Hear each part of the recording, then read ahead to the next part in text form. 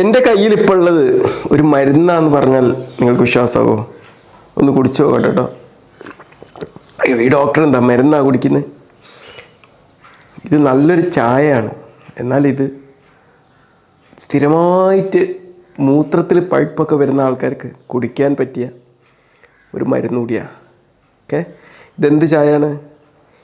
Hibiscus tea എന്ന് പറയാം. ചെമ്പരത്തി പൂ കൊണ്ടുണ്ടാക്കിയ ചായയാണ്.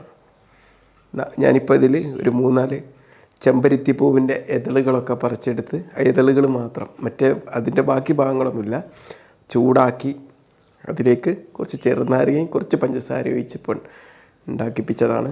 ഇത് മൂത്രപ്പഴുപ്പ് സ്ഥിരമായിട്ടുള്ള ആൾക്കാരൊക്കെ, പ്രത്യേകിച്ച് നല്ല ചൂടുള്ള സമയത്തൊക്കെ ഈ ഡീഹൈഡ്രേഷൻ, നിർജ്ജലീകരണം സംഭവിച്ചിട്ട് ഈ നമ്മുടെ ഈ മൂത്രത്തിലൊക്കെ ഒരുപാട് ബാക്ടീരിയകൾ വളരും. അപ്പോൾ ഈ ബാക്ടീരിയകളെ നശിപ്പിക്കാൻ ഇതിലുള്ള ഈ ചെമ്പരത്തി പൂവിൽ അടങ്ങിയിട്ടുള്ള ചില കോമ്പൗണ്ട്സ് സഹായിക്കുന്നുണ്ട്. ആൽക്കലോയിഡ്സ്, ടെർപ്പനോയിഡ്സ് എന്നൊക്കെ പറയുന്ന കോമ്പൗണ്ട്സ്. അപ്പോൾ ഇനി മൂത്രപ്പഴുപ്പ് സ്ഥിരമായിട്ടുള്ള ആൾക്കാർ അവരുടെ ഭക്ഷ്യവസ്തുക്കളുടെ ഏറ്റവും ഇമ്പോർട്ടൻ്റ് ആയിട്ടൊരു ഘടകമാക്കിയിട്ട് ഈ ഒരു ഹിബിസ്കസ് ചായ അല്ലെ ചെമ്പരത്തി പൂ ചായയെ മാറ്റുക. ഓക്കെ.